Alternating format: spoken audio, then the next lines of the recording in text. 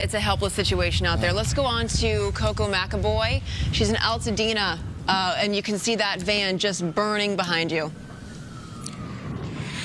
Yes, it's a really difficult thing to see here in Altadena. We really were trying to get to another location, but we got stopped because Lake Avenue here, a lot of it is on fire. We're at Lake Avenue and Murata Place, and we're just showing you some of the devastation that is already unfolded here. Like you said, a van completely engulfed in flames, along with a portion of this building here.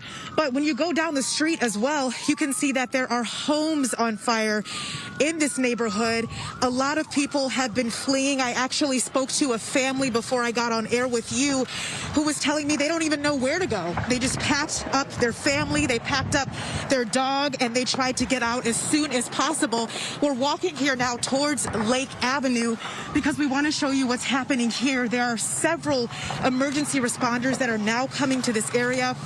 Police officers along with fire crews as well. You can see that right now. There's a couple that's driving into that neighborhood, probably trying to check to see if their home is okay. But as we're here on Lake Avenue, you can just see that there is a structure there that is engulfed in flames. Firefighters have made their way to try to fight the fire at that structure for right now. But I can tell you, even as we've been walking, it's just constant.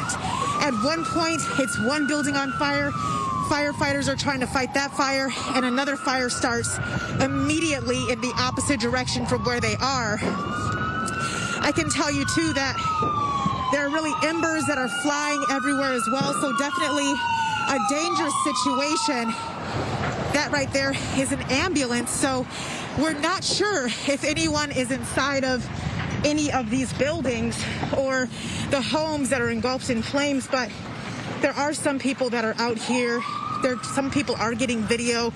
Some people wanted to check on their homes because, of course, this is a very dangerous situation. But as we walk, it's kind of like what I was telling you. It just seems like more fires seem to spark because now right here, another fire has started. So this is a situation that's extremely difficult for firefighters because, you know, the resources are really difficult right now for them to battle these winds, also battle the constant fires that are burning.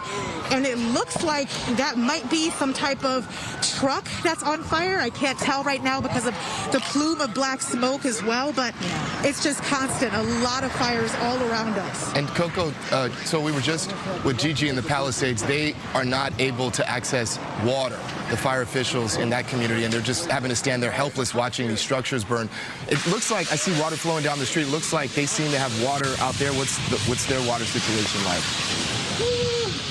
It does look like they seem to have water here, at least at the end of the street where they are battling that fire.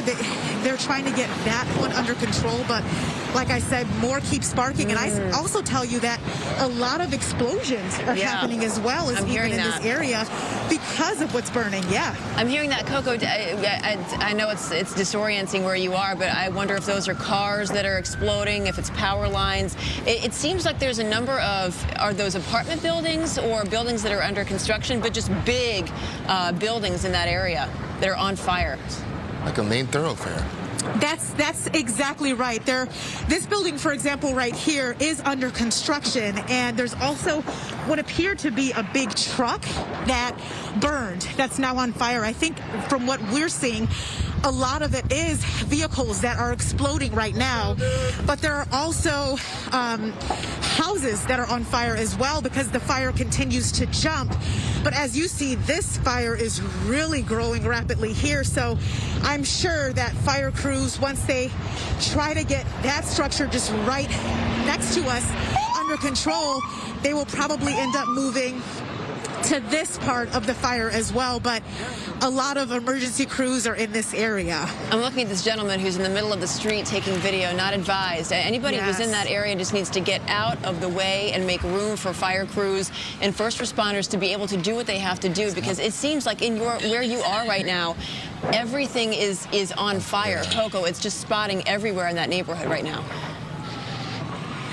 Exactly. It really is important for people to evacuate as soon as possible. I understand that people are trying to document and they're trying to make sure that their homes are okay, but this really is a very dangerous situation, especially because a lot of people that are out here do not have fire equipment. So you got to think about all the smoke inhalation, the embers that are flying. It really is important for people to be as safe as possible.